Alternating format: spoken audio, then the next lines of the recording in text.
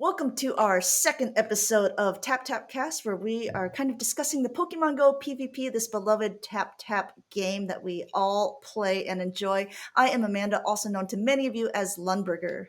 And my name is Martijn. You may also know me as Inadequates. Today we have a guest called Sophtoph.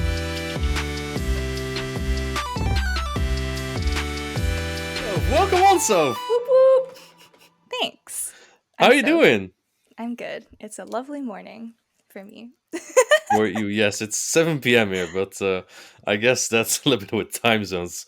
Can you tell us a little bit about yourself, Soph? Sure. I'm Sophtoph, and let's see. I guess my title now is I'm a Pokemon caster, Whoa, and I guess I Mhm. also. All right, guys, settle down. fancy! Wow. I also do some Pokemon.com articles from time to time, and then my base identity is that I used to be a Twitch streamer, and I also have a little Discord called Toph Town that I like. Very cool. So, can I ask? Pokemon Go has been around since 2016. When did you get into it, and how did you get into PvP? Yeah, so I was playing in 2016 for a little bit, like everyone else was, and I played through I want to say end of August or like early September, so maybe like a little bit longer than the mean player. And then I took a break until basically just before the pandemic, and then I was just like playing the PvE parts of the game, and then I started playing PvP like I don't know about like how seriously this was, but I was playing a little bit when it first came out because I remember I had a friend who was like telling me about it, and he was like, "Oh, like you walk like this many kilometers every day and you can use those kilometers to play Go Battle League." Oh, I remember that So, time. yeah, so I was like, "Okay, well, I don't want to waste these amazing resources I've been accumulating." So, I played a little bit, but I mean, I was only walking like enough for like one set a day. And then I did like a teeny bit of PvP in like friend battles because that was like the only way you could play Sinnoh or get Sinnoh stones to evolve stuff. And like Magmar, like I was really into like finishing my Pokedex, which I like totally don't do now. But anyways, um, and then yeah, and then basically like March, yeah, mid-March 2020, I had like literally nothing to do because we were all on lockdown. So I just like watched like every Zionic video known to mankind, and then I was playing GBL pretty much every day from then until roughly now, which is a long time.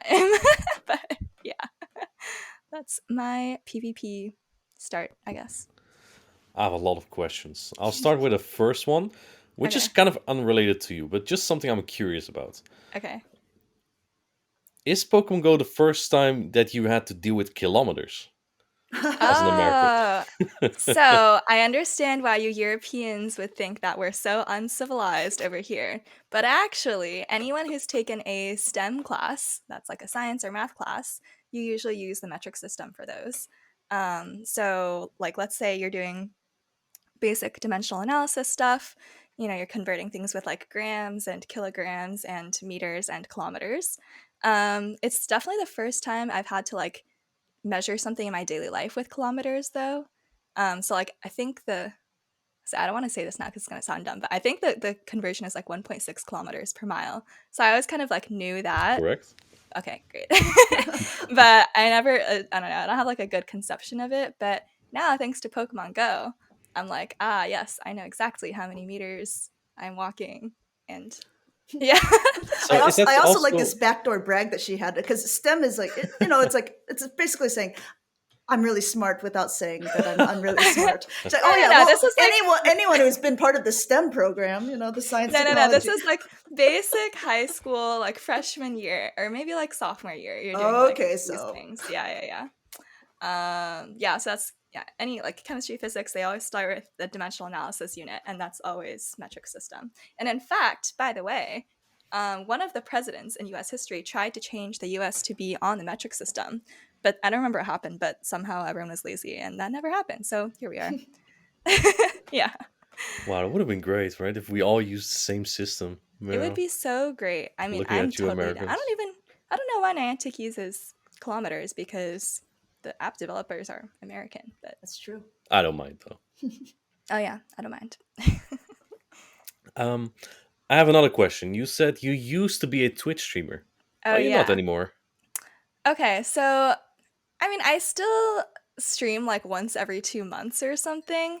But I don't consider. I don't know. I feel weird Just to collect the identifying subs. myself. Yeah, sure. I don't. I feel weird identifying myself as a Twitch streamer if I do it so infrequently. But basically, I streamed for I started streaming like January 2021, and then I streamed for like definitely pretty intensely like the first half of that year, and then like July, August, or somewhere around there, I stopped to focus on school because I was starting Mhm. a school program that semester. A smart girl Um, program. mildly. Yeah. And then since then, I don't know. It's like I also kind of I wouldn't say I was like burned out by streaming, but it was a little bit like the fun of streaming for me was getting to spend a lot of time on it and like always thinking about how to improve my stream and like do new stuff and like see the community. But like I'm like in Discord so much that like the second part of that isn't like I don't get that much marginal utility. And then the other thing about constantly like thinking about how to improve my stream, which like for me like just trying to improve at something is like always a big motivator, but like I don't have like the free mental space to do that anymore. So basically every time I go live, I'm just like going live and I'm like not doing anything. And then I'm always like, oh yeah, I was gonna do this thing, but I forgot to. And then that's kind of like not fulfilling, you know? Yeah. Yeah, I remember that you had started streaming because I don't know if you were a part of the Girls at PvP server before that, or had played much PvP, but we were in a small cup together. I don't know Oh if you my remember it. gosh, It was yeah. a I can't even remember the meta, but I was doing so well. Like I think I like swept the mega tournament, and I was in this small one, and I was like, Uh-huh. we were up against each other in the finals, and I'm like, oh yeah, I'm gonna sweep not only the mega, but I'm gonna sweep this other one too. And I just got flat out 3-0'd by you. And I was like, who is this person? I was like, she's so good. Not that That's I'm so funny. good, but it was just like, dang, like I didn't really like know you that well. And then I was looking at Yeah. stuff. I was like, oh no, she's like legit really good. Okay. I think I vaguely remember. I don't remember, yeah, exactly when this was. It was definitely after I started streaming, but Um, yeah, let's see. So I definitely like sort of knew what I was. Okay, so by the time I started streaming, I had like at least hit legend. Okay, so I wasn't like a potato, but yeah, I think when I played that cup, I used to play a lot of these like not a lot, but a couple of these like little like Sylph cups that were run in the girls that PvP server. So I think that's when we played. But Yep. yeah, I remember that. I forget like what it was, but I don't know. I like playing random stuff, which is part of why I like Martine's server. Um, yeah, a little shout out there. But yeah, I don't know. It was fun. I like that server, and that's how a lot of like the first like let's say online community people on my friends list like I became friends with. Yeah. Yeah, same. So back to the stream part. How did you get like into it from Oh, I have a great story basically here. battling, right? Uh huh. Getting to legend, beating Uh up huh. Amanda in Sylph Cups, Yep. and then Uh huh. into streaming. And I think you Okay. met like people like your current faction. I don't know if you still play factions, but those Yeah. people as well from there, right? Yeah, sort of. Okay, so some people on Elite TMs, yeah, I did meet through there. Okay, so like the latter half of 2020 was like when I was like trying to get better at the game and like I was watching a lot of Twitch streams and stuff. So I was like, okay, this looks fun. Like I could definitely do this. But I didn't want to stream without like hitting legend at least or something. And I hadn't ever hit legend the first like real like short seasons. Like rank 10. Mhm. And then and then I hit it and then I like posted on Twitter and then I got a DM from Mr. Kevin Saludaris and he was like, you should do a duo stream with me sometime. And I was like, that's such a great idea. I should just start streaming also. and then, so then I had a friend at the time who he's not super active now, but Mushroom, he was like down to do some duo streams. So we did that to start with. And then like Yasser and like YTX, I don't know why, but they were in my chat when I had like 10 viewers. And then we started like hanging out more like off Twitch. And then so like when I was like an early streamer, my like close streamer friends were like Yasser and like I guess YTX isn't a streamer, but he was always there. And then Hey Donis also was kind of like a younger streamer at the time. And then Smash, well, Smash was like he started a bit before the rest of us, and then Bloody Bananas. So I guess it was kind of like a cohort of people who had started streaming around the same time, and we like hung out a lot. And then and then like let's see, when is this now? Oh, wait, factions didn't start until July 2021, but I guess that was like my first like kind of like core friend group. And then people like That Boy J and Signal, they were like regulars in our chat, but they weren't like streamers. But that's kind of how we met them. Like they were like the four of us, or yeah, five of us. Like we all had really like overlapping communities. So like some viewers would be like in most of our chats. So that's like the Dot Boy J, the Signal kind of people. And then yeah, Elite TMs I believe started July 2021. So that was like Jay, Signal, Yasser wanted to do something, and then they just like forced the rest of us to join them. Forced? No. I mean, I was thinking about it, but I was like kind of meh. And then yeah, so we got them, and then like Ferrickster and Ed, like I literally had no idea who they were. Well, I mean, I knew who they were, like I knew they existed, but I like literally had never interacted with either of them. So that was fun. And then am I blanking on anyone else from the original roster? I feel like no. Anyways, yeah, over time, we added people like SJ, who was really active in Yasser's community at the time. And then more recently, people like Elam, who's in like Mango, who I guess they've always been kind of around, but yeah. All right. So, Bloody Bananas, is he still around? I haven't seen him in a while. Okay, he is basically dead, but he messaged Like me. not really dead, right? Oh yeah, he just no, just basically. he like stopped playing the game basically, but I I see. talked to him a couple weeks ago, and he said he might be making a comeback. So we'll see. Okay, yeah, we Yeah. have a lot of these people, famously retiring and then coming back for, in a little bit of time. I respect that though. I mean, it's like I think obviously if you get a little burned out, it makes more sense to take a break.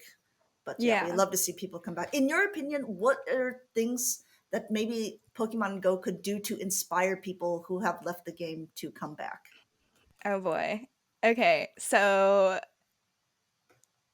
I think the bottom line for me is that if we want to retain actually like top players at PvP, like the game needs to be consistent, and like all the bugs, mostly damage registration error, but also like one turn lag, double CMP, those things all need to be fixed, because like even if we recruit a lot of new players, like we convert them, like okay, if you think about it as like some funnel, right? Like some number of people in the world will play Pokemon Go, some subset of those people will play PvP, and then some subset of those people will like stay to play PvP. Mm-hmm. So even if we can get lots of players to start playing the game with like routes and whatever other features, and then some number of them start PvP, like the funnel needs to have like a stop at the end, such that we retain all the players that we're converting. So I think that the stop would be nicely implemented if the game was consistent and reliable, especially if we're going to invest a lot of time and money into like participating in these regionals as the players, right? We wanted to make it like an experience worth investing in. In terms of the part that's converting like PvE players to PvP, yeah, I don't know. I mean, I always found PvP like intrinsically interesting. So, from the perspective of someone who does not find it intrinsically interesting, I mean, actually, what got me into PvP was the fact that you could get legendary encounters at rank 20. Because I am like, I don't know if you guys like know this, I'm like pretty much free to play except for like some GoFest Okay. tickets. Yeah, so like for me, getting to encounter legendaries, and also during the pandemic, that encounter was like really high. You were basically getting like a Cavalion like every set. I mean, I feel like that's pretty enticing, and like I don't know, maybe at this point like the rewards are pretty good, but they're not advertised as much, either because we think people know about them but they don't, or because people actually know about them. I don't know. But I think like if we think the spirit of PvP is like getting to catch all these Pokemon and then using them in battle, I think it'd be really great to have an event like in the spirit of Catch Cup, but where like actually all the meta relevant Pokemon are spawning, or they release a bunch of like relevant Pokemon like at the same time, and then there's like some meta where you can only use Pokemon that like you just caught, and then that would just really show the direct link between like that part of the game and like PvP. But I don't know. I mean, that's like one small event. Yeah. No, that's I a guess, really yeah. good point, because I have some friends, because I live in Europe, of course, but I still go to Iowa quite often to see family and friends. And so I'm in local Facebook groups and saying like, I have cleft keys, I have, different regionals. And what I want from you, PvE player, is that buzz wall that you don't Oh do yeah. anything with, that you got that's under 1500 CP. And of course they're all like, yeah, I had so many buzz walls after this point. But after that meeting with people, they're like, hey, can you look through my Pokedex and tell me if there's anything Mhm. worth the, in the, because they're like bragging about something. Oh, look at this like hundo, Moltres that I got.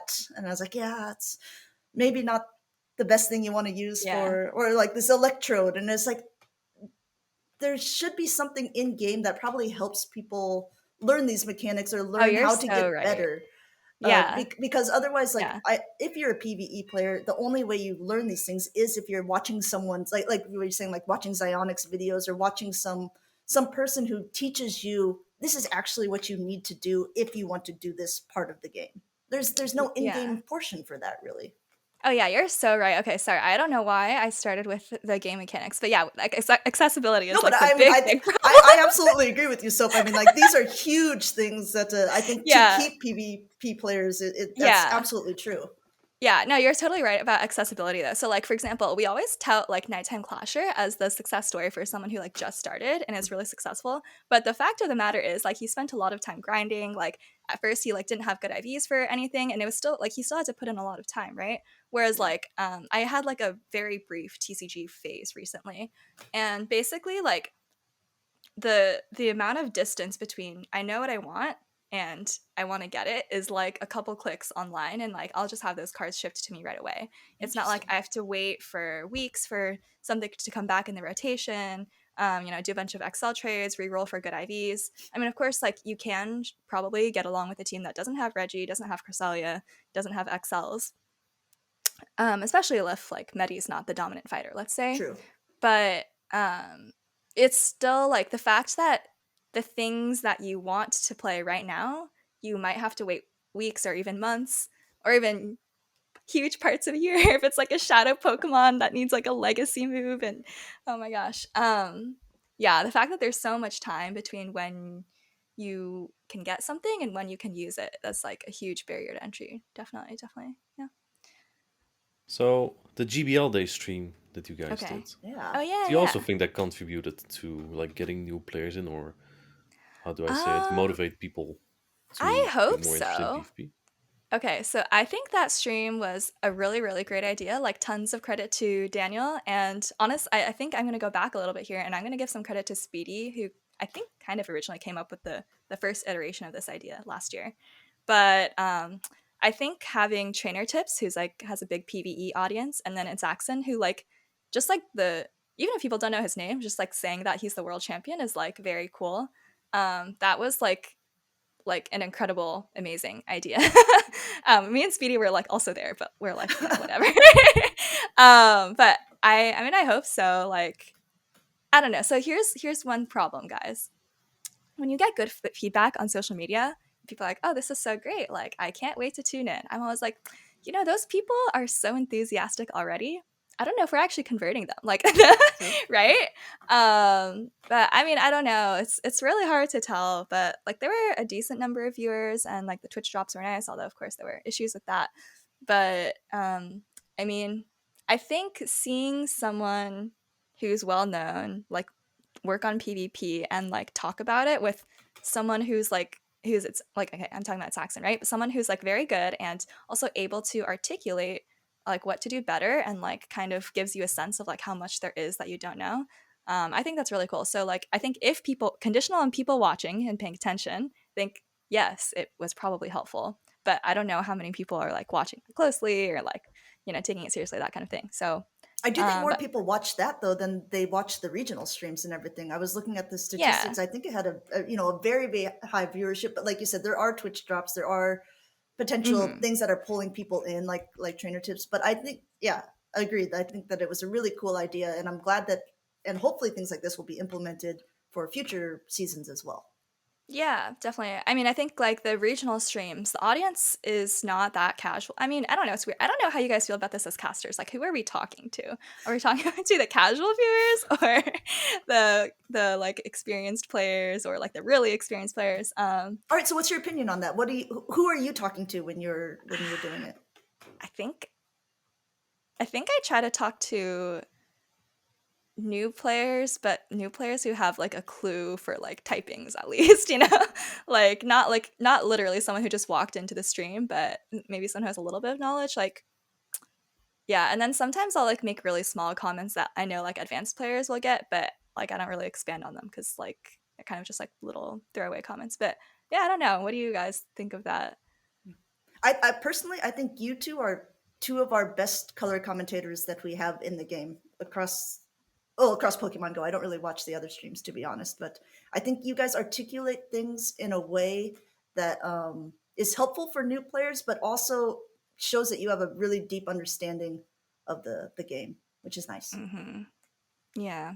I try to not. I mean, like, I'm also not as good at the game as you guys either. I would say that you guys are more competitively good at the game, but I try to help the stream run as a stream, if this makes sense, Yeah. and also help bring in new people and make fun of Martine, which is one of my favorite things to do on the stream. But That's Because so she fun. doesn't participate. Oh. You know, I remember you guys were streaming I forget what it was, but there was like man, I forget what it was, but you guys like had a cute little pose together for some reason. And then That was I was Liverpool, like, wasn't it? oh yeah, yeah.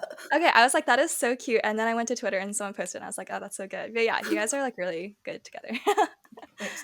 Yeah. I mean, you haven't. This is your first season with casting. Walk us through how it's been going for you.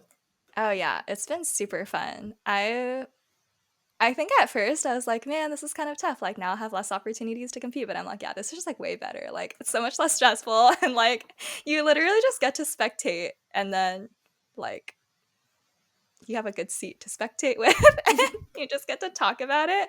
And then for some reason it's like, oh, people actually want to hear your opinion. That's like kind of weird, right? But it's super fun. Like everyone I've worked with at these events has been so like helpful and welcoming.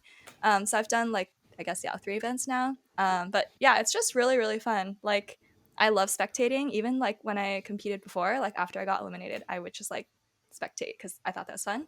So for casting, you're basically spectating the whole time, and then sometimes you're talking also.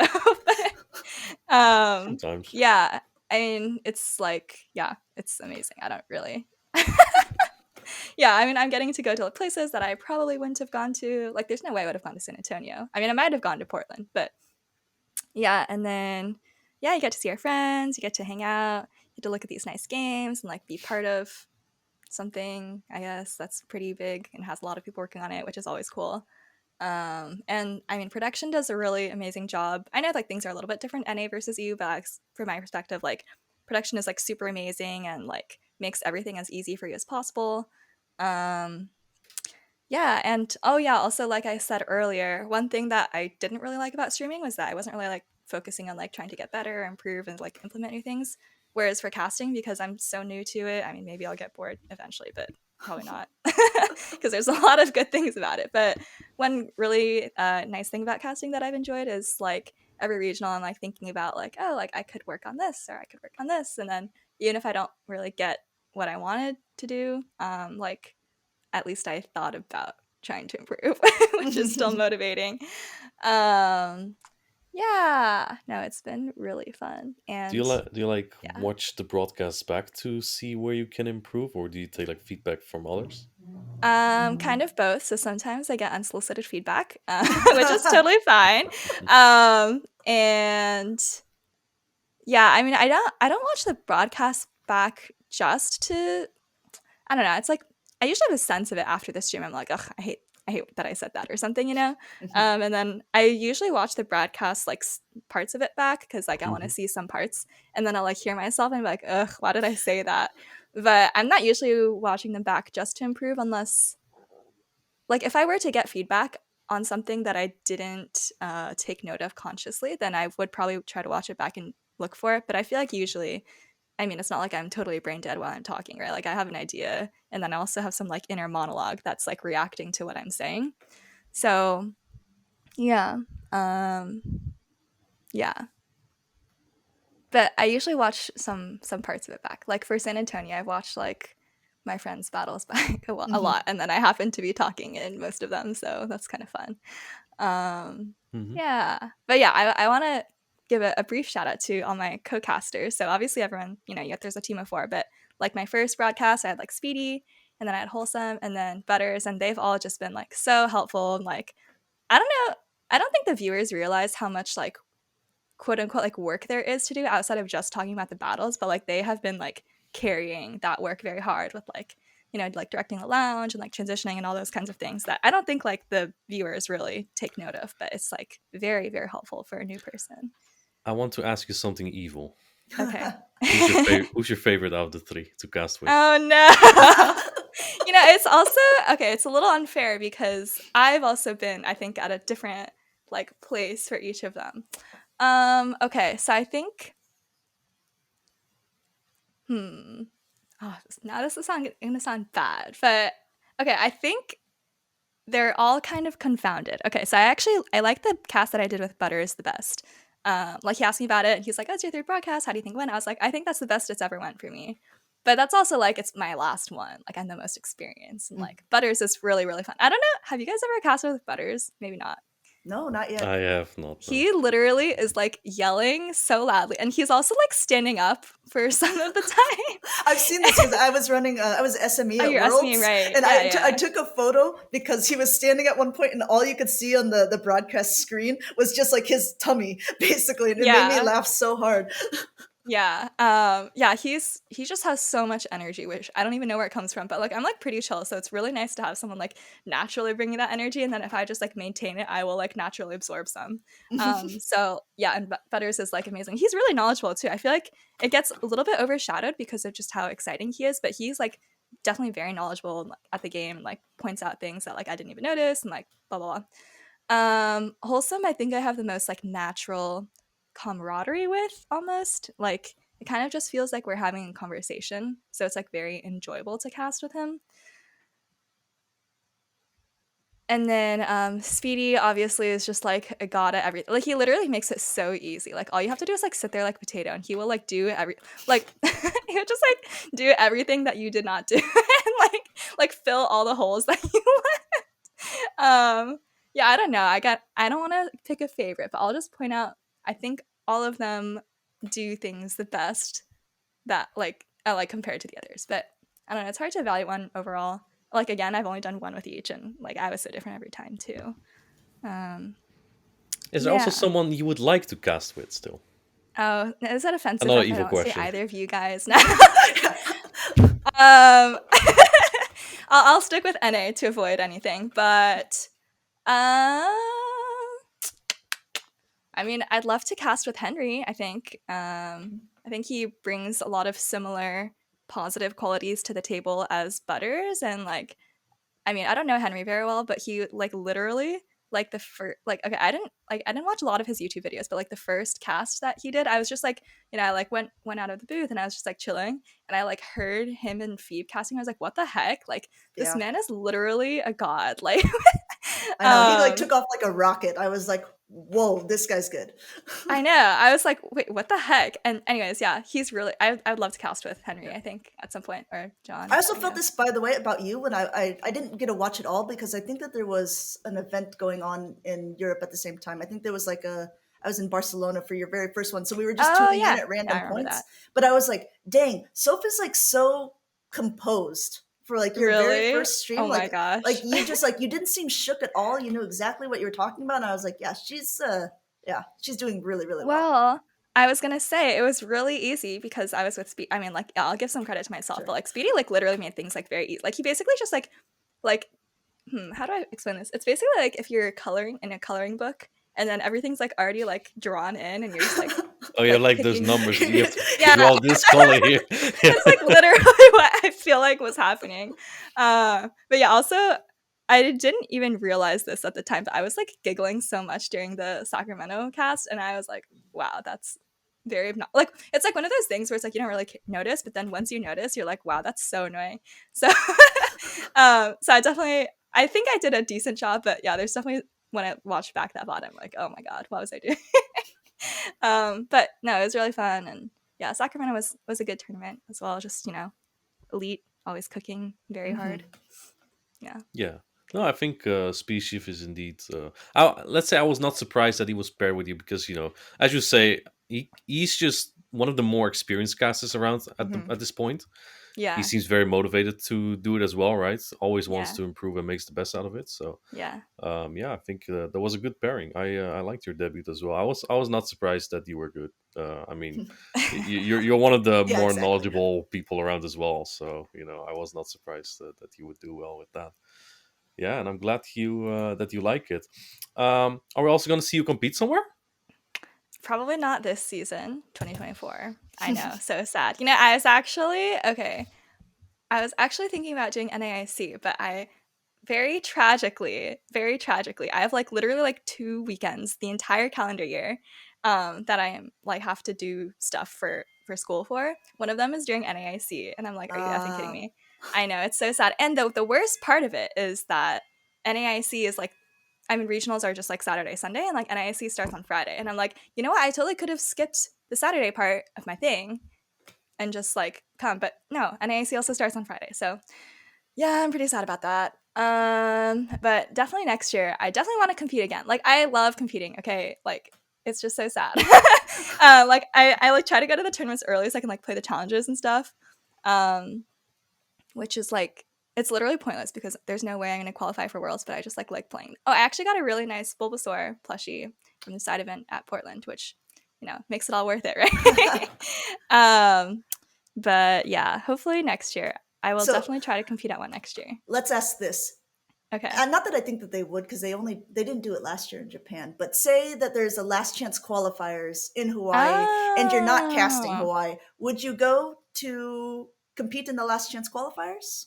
Oh yeah, of course I would. Why would I not? I'm already there. I mean, so the main like barrier is like the like time and travel it takes to get there, right? If I'm already there, yeah, of course I would definitely play that. Okay. Or like, I know for the other games there's sometimes like a kickoff type regional, right?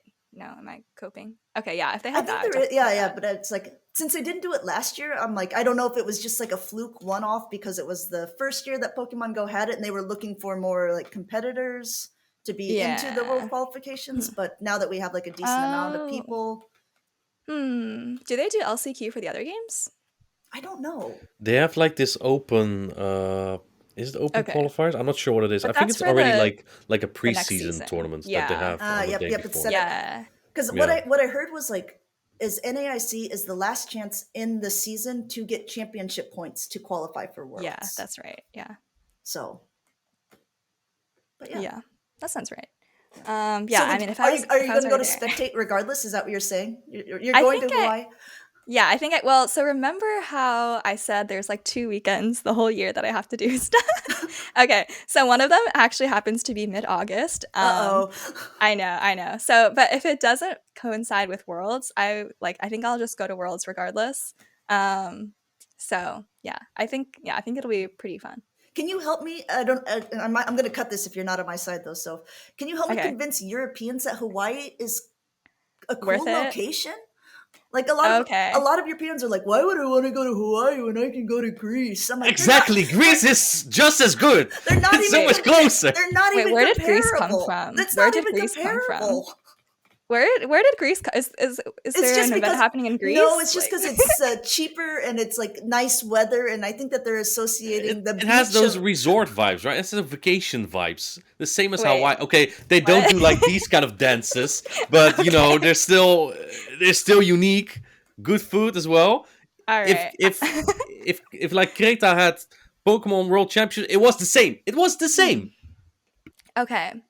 So I'll make some arguments for Hawaii. Good. So I've actually been there several times because it's relatively close to where I live, and it's like a default vacation spot, I guess. It's really like the weather is really, really nice, first of all. So it's not like those places where, well, I don't even know if this will make sense to you guys, but like, how like people will go to like Florida or like Mexico for like spring break and stuff because it's supposed to be nice weather, but then sometimes it's like cloudy and like not nice weather. Okay, Hawaii is like always nice. So that's one thing. Second of all, the people are like super, super nice. And I think this is a side effect of like just like living in such a nice place. But like literally, I don't remember what we were doing, but I think I was walking with my family up a hill and it was like a super steep hill. And we were like, why did we do this? But then a random local was like, hey, do you guys need a lift up the hill? And we were like, oh my God, we love a lift up the hill. And then he gave us a lift up the hill and it was like so easy. Yeah, so the people are really, really nice. Like, I don't know. It's just such a vibe. Like, I haven't been there in a couple years now, but like, I've always been like, if I like when I have a honeymoon, I'll definitely that's where you would pick go it in Hawaii. Yeah, it's so nice. I mean, my best friend, she also when she got married, she went to Hawaii on her honeymoon as well. I think it's it's not just like a resort location, but all the Europeans that I've talked to, they all have the same mindset about it as well. So I was like, I don't think That's so that weird. it's the right. You guys, if you're So listening, like, you should be hyped to go No, to Honolulu, let me Hawaii. speak on behalf of the Europeans. okay, We is it have just our far? Proceed. vision of holiday Okay, locations. You have your vision of yeah. holiday locations. Hawaii is not in our book. It's just not there if you're looking for a holiday for Okay, at so least most what's the Europeans. European vision? That is the European Yeah. vision. The What, European yeah. No, vision. but what is the Yeah, like Eurovision? what's the So ideal? yeah, like I said, Greece is one of them as like a holiday resort. Like if you like to go to sit at a beach Hmm. or something. Spain is also that kind of vibe. Portugal, a little bit. South of Italy, you also have that kind of places. But other than that, we also have a lot of diverse culture, right, within Europe. And I think like traveling is just it's not a lot of distance. Um, Yeah, that's Fair. something nice. I should probably not brag too much about. I know how not great for you guys it is to Oh my fly around god. the States, but for Okay, us, it's I sometimes a train trip away. But that's you the know kind of thing that jocks. Europeans do Yeah. for holiday usually. Like Italy, Okay. 2 hour Oh flight, yeah. easy. Yeah. Okay, dude. Stop flexing. Okay, And also let like me. €70 return trip. Yeah, that's There actually we okay. go. That's super dumb. So I think with that perspective in mind, I understand why no one wants to fly to Hawaii because you can get as good, if not better, things in your perspective very close by and for much cheaper. Okay, let me tell you a funny story. So you know Jocks 13, right? Okay. Yeah, I forget why, but there was some regional going on last year on the East Coast, and he was like, why aren't you at this regional? And I was like, it's so effing far. And he's like, oh, but it's all the same country, you know. Europeans go from like this country to this country in like a day. And I'm like, I like pulled up a map and I'm like, it's literally the distance from you to like, I don't know if I said like Italy or something, but it was very far. And he was like, oh, and I was I like, yeah. apologize on behalf of all the other Europeans for that cluelessness. Yeah.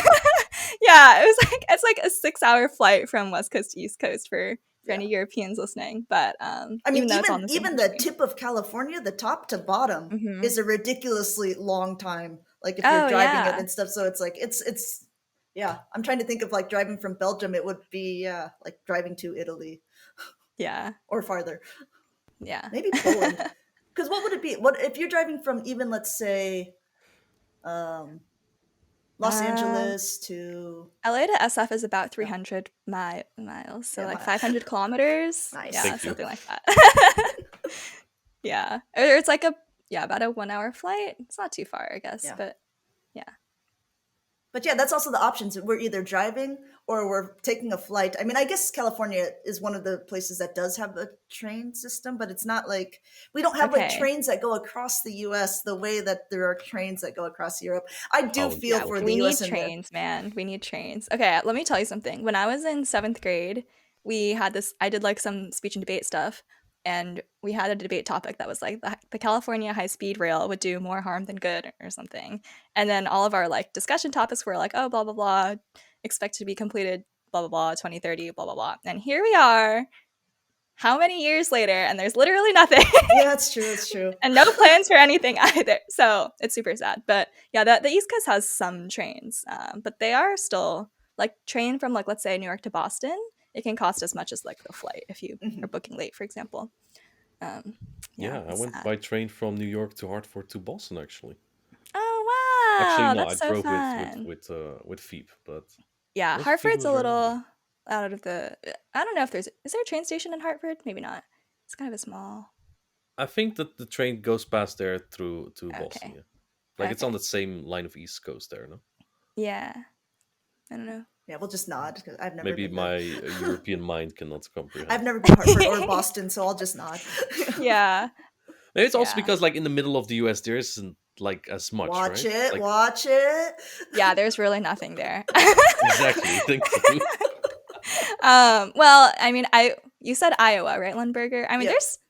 I'd consider Iowa like civilization, but like Oh, I think thank you. like northeast, west, yeah, west of Iowa, and then until you hit like I see now I don't want to offend Utah, but like let's say until you hit like Nevada or like really, really like the border of California and Nevada, there's like pretty much nothing, and there's like Montana and like North Dakota, like I don't know, man. Like I've only met like one person from North Dakota in my life. and like I haven't met anyone from South Dakota. I don't know if you've even like, do you even hear about these states in Europe? Like, probably not. I don't know all the states. No. Yeah, exactly. Okay, so like if you haven't heard of them, there's probably nobody there. I think that's the like. That's a fair. I guess I know the bigger states, and now I know Louisiana as well, since I know NAIC is there. Oh, there you go. Yeah, Yeah. There we go. Yeah, Louisiana. I've never been there actually, so. Yeah, me neither. I'm gonna be in the U.S. during this time, so I'm really considering going to compete to get more time off my back. I really hope that we pair. I hope we pair so bad. That'd be fun. I don't want to. I mean, I clapped you so hard the last regional. No! I don't want to embarrass you. Wait, did you guys play at a regional? No, we were just they were trying to set up the phones during the production the day before, so we played a Master League battle, and then we're just playing some a regular Great League and then an auto rec Great League stuff, and I crushed him. I won one battle. Yeah, I know the other games do caster battles sometimes. I'm like, it'd be fun if we did that, but that's I guess they do that during like breaks, right? Yeah. I mean, the thing with Go is it's so nice that it is fast paced. You know, that we can fit in so many more games. They're trying to do stuff to fill the dead time between, but we don't really have too much of that. Yeah, well, yeah, because basically, like if they have like a 1 hour round and then the stream game happens to take like 30 minutes, that's like kind of awkward. But, yeah. What are changes you would like to see to play Pokemon for next season? A little bit more serious talk again. Okay, I have a couple ideas. These are changes that I think are just doable with some like quote unquote like manpower, and they don't need any like technical expertise. So there's like I'll say 2 categories of changes. One is like it's basically a band-aid to the accessibility issue, which like if you think about like catching Pokemon, I consider that more like Niantic's purview. But play Pokemon perspective, I think they could just release whitelists that are like far. Let me give another TCG analogy, okay? If I buy a card today, I know the exact date it's going to go out of rotation like 2 years from now. Okay. For Pokemon Go, for some perspective for our listeners, I will get the move updates possibly 3 days before regional, and they will possibly go live 1 day before the regional. So that's pretty insane. Yeah, that's so true. So when I see people being like, oh, like at Niantic, can we please get the move updates like 1 week before? I'm like, no, like we need like months before, not 1 week before. So I think one thing that could help with that, and like potentially is also like gonna help with like not having to keep the meta so like like changing all the Pokemon like 1 day in advance, is just like having a whitelist. Let's say for like this period of the season, only like these like 30 Pokemon will be allowed. Okay, I don't know if it'd be 30, but like then you can plan very far in advance. So you're like, okay, I know I'm gonna try to compete this date, whatever. Like now every time I see this Pokemon, I'm gonna like try to get a good IV or whatever. So it's not really like, it doesn't really help the accessibility, but it helps with the planning, I think, which is like, I think you can make the argument that like, okay, here's an argument that one could make. I don't think one should make it, but like like changing up the meta 1 day before the regional helps find which players are better at adapting to new things. So I think you could make the argument, but I think the argument that you would want is like the players who have like put in the time to plan and like know what they're going to do months beforehand, like those ones, we should be rewarding them. So I think having some kind of like whitelist for like some pretty limited set of Pokemon, and months in advance, I think that'd be really cool. Like I haven't fleshed that idea out a ton, but I mean, I think it would help with keeping things quote unquote fresh without like just updating moves, which I think is a kind of unsustainable system. And then 2, it helps with the planning side of things. Another kind of, and then the other set of things I'd like to see from the play Pokemon. Actually, sorry, there's going to be 2 more sets. Okay, one is, go for it. I think the organizers and the venues should have better connection. Okay, that's it.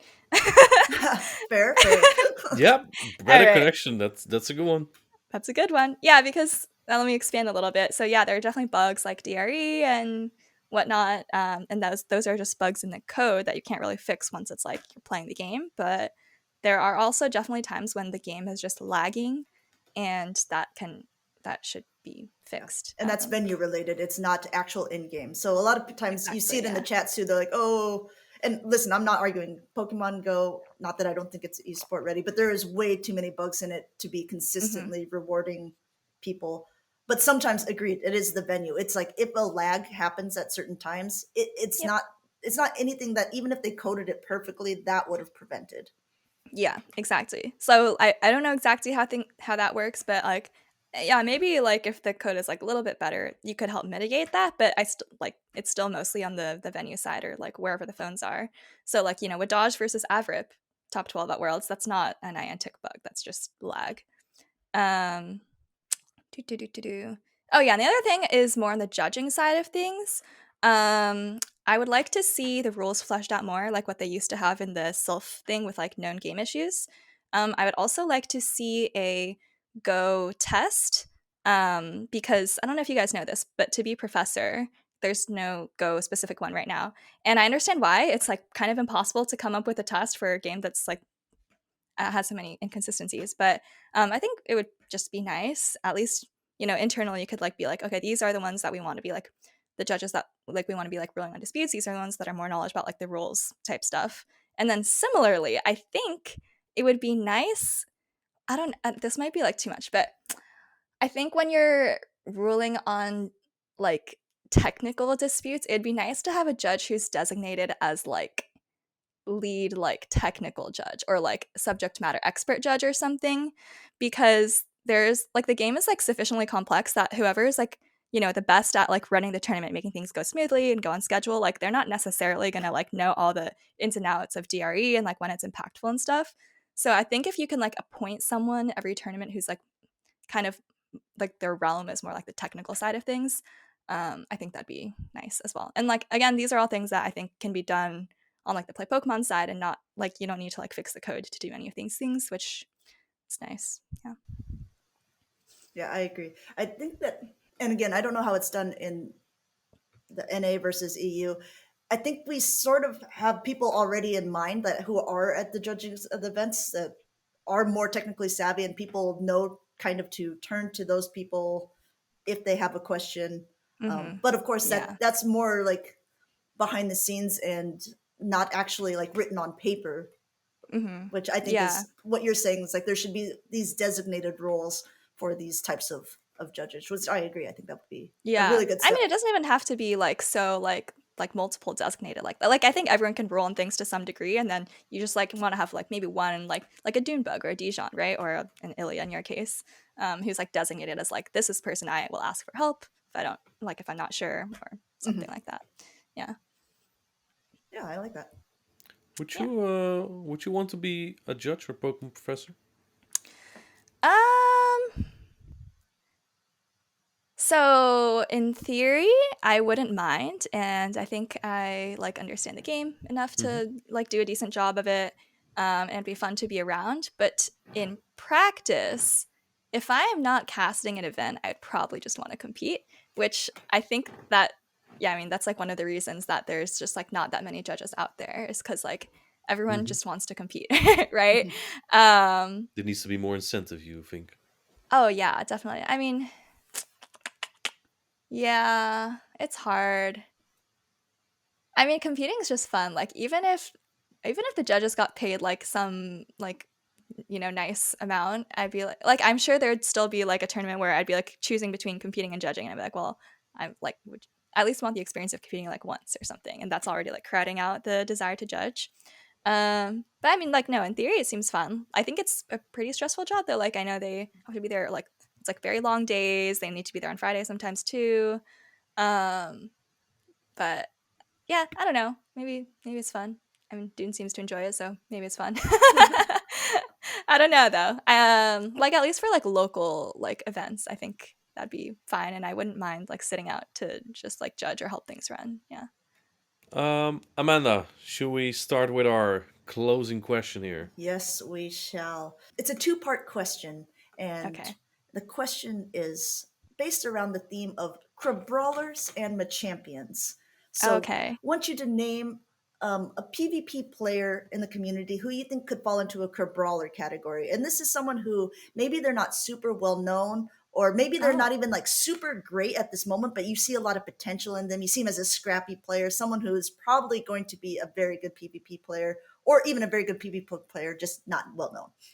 Oh, And then that's so the second interesting. one is a Machampion, who is someone who you think is probably already really well known in the community and could potentially be a contender to win Worlds. And let me preface it and say, Sheesh. you could say Martine. I was thinking about it, but I was like, I don't know if I need to suck up that much. Martine, you have no one ever qualified. says Martine. Okay. 25 points off. Do you have? Sorry, let me just. Have you qualified for Worlds already? I'm 25 points off. Okay, so basically, okay. Okay, Crab Brawlers is difficult because I think at this point, I mean, like, I guess that's like what do you consider like well known, right? Like at this point, most of the good players, have competed at least once. So it's really hard to identify someone who's like maybe like not competed or competed like only a couple of times. It's hard. Okay, I'm gonna start with my champion. I think that's easier. Okay, actually, it's hard though because it's like, what do I give that's not just a cop out answer, right? Like, okay, so like for example, like Dunebug, I think maybe a lot of people would consider best player in the world right now, and I think he is better than his worlds perform. Like, it's weird because like he's probably the best player in the world, but he doesn't have like major like NAIC or worlds, for example, like accomplishments. So, but Not I don't know yet. if that's like a boring answer. Let me give a less boring answer. Oh, actually, wait. This is like, this is probably not gonna count for either category. Let me think about this. Give us a name. We'll put it in a category for you. How does that sound? Okay. She's flipping it on us. Let me look. I made a little list with a friend recently. Only for NA though, so sorry. Wow. Damn, where is it? Okay, here. Oh, sorry. I hope I was okay. Okay.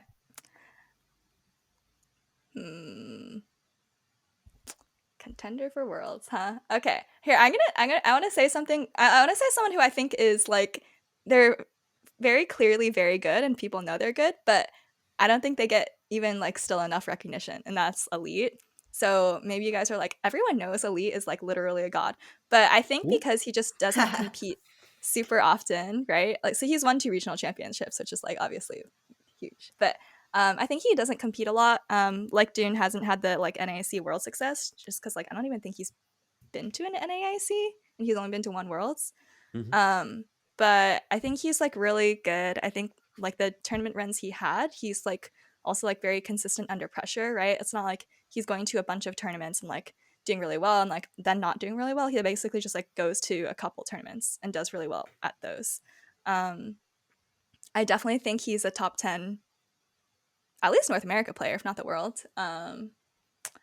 So I don't know. I'd like to see Elite do well, I guess. And then my other answer would be like Elam, I guess. But yeah, okay. Let me go back to the Crab Brawlers thing. Oh, that's so hard. Okay, someone who doesn't play much, but somehow I can. Where would I even find them? Just or from the maybe GBL even leaderboard. let's say like someone who you've seen compete at a regional who didn't qualify necessarily, but you're like, hey, they're pretty good. Like, oh, that's like, so easy. All right, more cop out answers. I think SJ and That Boy J.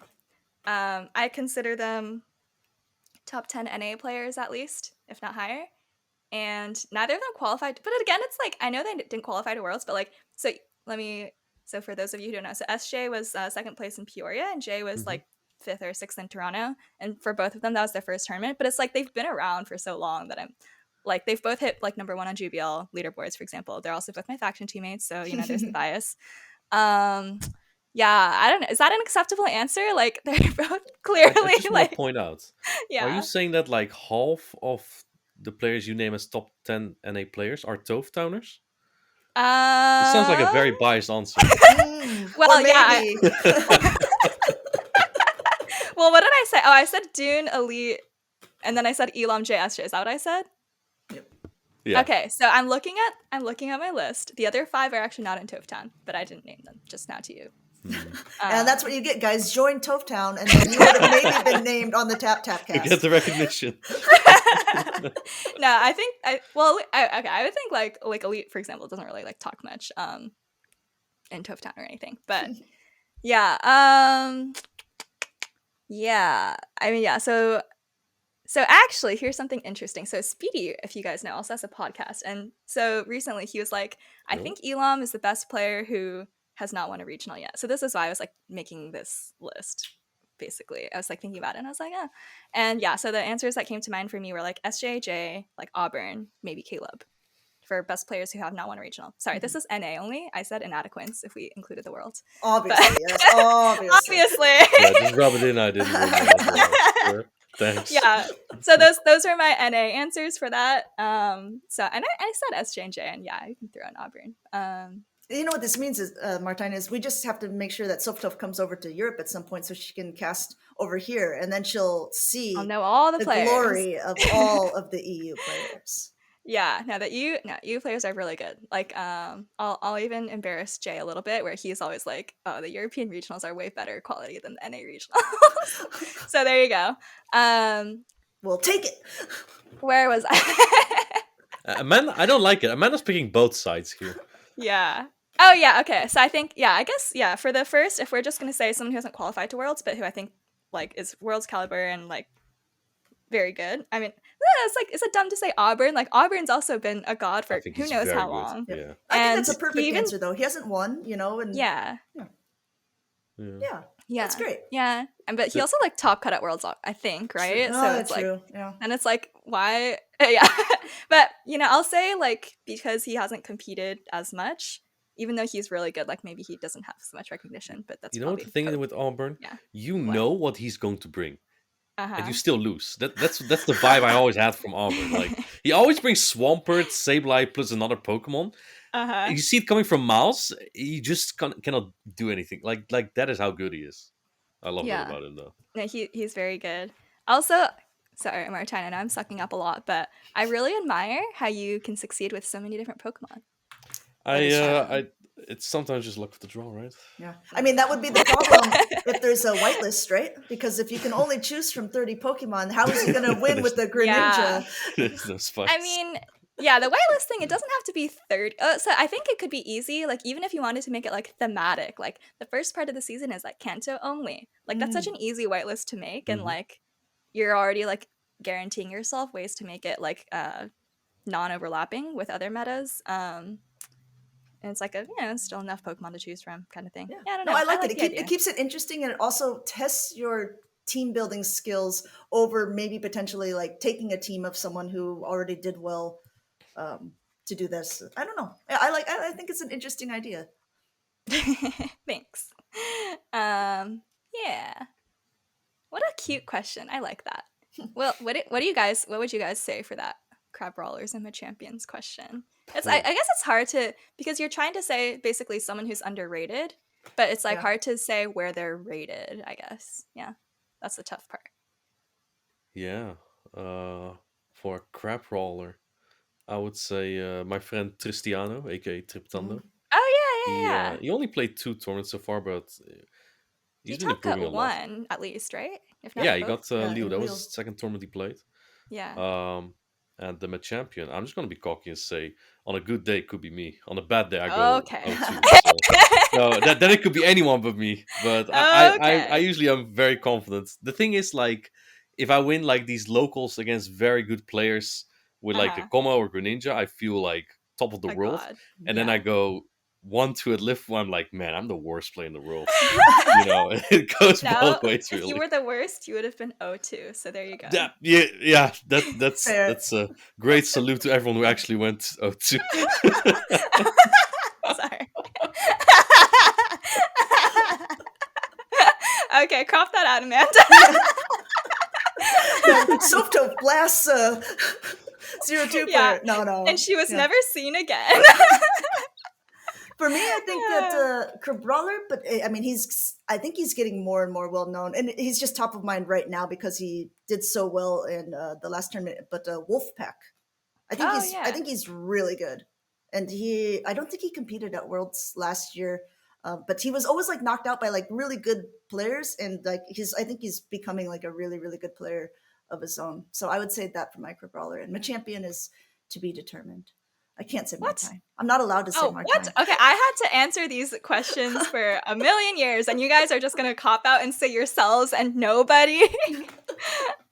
Oh Hey, at my. least I put some thought in mine. Yeah. Yeah. I mean, think I always pick Martine. I mean, I did at EUIC last year of players to watch. I think he's a very good battler. And again, watching him compete in all these very stacked locals, which I mean, it's like Yeah. the Belgian and Dutch community, and he's top cutting, either winning a challenge or a cup in each of them with a different team. And I mean, Yeah, that's crazy. it's consistently good. Martine's a good answer. He's fine. Like, it's kind of unfair. Ew, like everyone already knows he's good. It's like I never so got dumb this to much say, praise. but- Yeah. It's the nicest I'll ever be to him, but it's for our 50 listeners on TapTapCast. Yeah. But yeah, Right. thank you so much for coming on, Soph. It's been a pleasure. I mean, it's always fun to chat with you a little bit and get to know you a little bit more.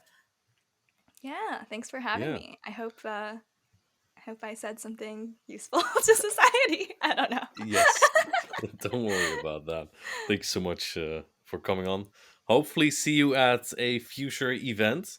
Hopefully. Not NAIC, I guess, but maybe Worlds will Oh yeah, hopefully of know course. soon. I mean, Hawaii is a great place that you will, of course, be visiting, right? Surely, yeah. Yeah. Oh, I hecking love Hawaii. I'll fly straight back to Greece after that.